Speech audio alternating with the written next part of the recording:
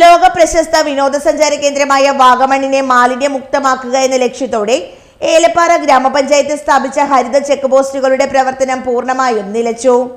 Check പോസ്റ്റുകളുടെ നടത്തിപ്പിലുണ്ടായ ഗുരുതരമായ കെടുകാര്യസ്ഥതയാണ് ഇവ നിർത്തലാക്കാൻ കാരണമായി പറയുന്നത്.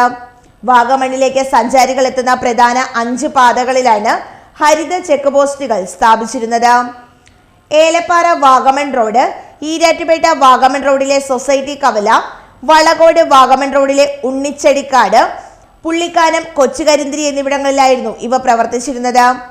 ഹരിതകർമ്മ സേനയായിരുന്നു ഇതിന്റെ നടത്തിപ്പ് ചുമതല ഏൽപ്പിച്ചിരുന്നത്. വാഗമണിനെ പ്ലാസ്റ്റിക് മാലിന്യമുക്തമാക്കുക, സഞ്ചാരികൾക്ക് ഹരിതചട്ടം സംബന്ധിച്ച നിർദ്ദേശങ്ങൾ നൽകുക എന്നിവയായിരുന്നു പ്രധാന ലക്ഷ്യങ്ങൾ. ഇതിനായി വാഹനങ്ങളിൽ നിന്ന് നിശ്ചിത തുകയും ഈടാക്കിയിരുന്നു.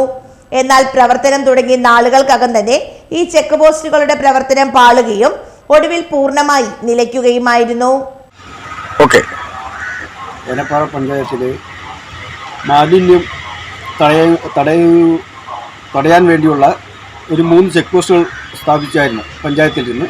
ഒന്ന് കൊച്ചുകരിന്തിരി ഭാഗത്തായിരുന്നു, ഒന്ന് ഏലപ്പാറയിൽ നിന്ന് വാഗമണ്ണ് പോകുന്ന വഴിക്കും, ഒന്ന് വാഗമണ്ണിലുമാണ് സ്ഥാപിച്ചത്. അത് ഇപ്പം 2 വർഷമായിട്ട് നിശ്ചലമായി കിടക്കുകയാണ്. ഏലപ്പാറ പഞ്ചായത്ത് കുറേ നാൾ അത് ഉപയോഗിക്കുകയും പിന്നെ അത് ഉപയോഗശൂന്യമായിട്ട് കിടക്കുകയാണ്. അത് കാരണം കൊണ്ട് ഏലപ്പാറ പഞ്ചായത്തിലും ടൂറിസ്റ്റ് മേഖലയായ വാഗമണ്ണിലും മാലിന്യ കൂമ്പാരമായി മാറിക്കൊണ്ടിരിക്കുകയാണ്.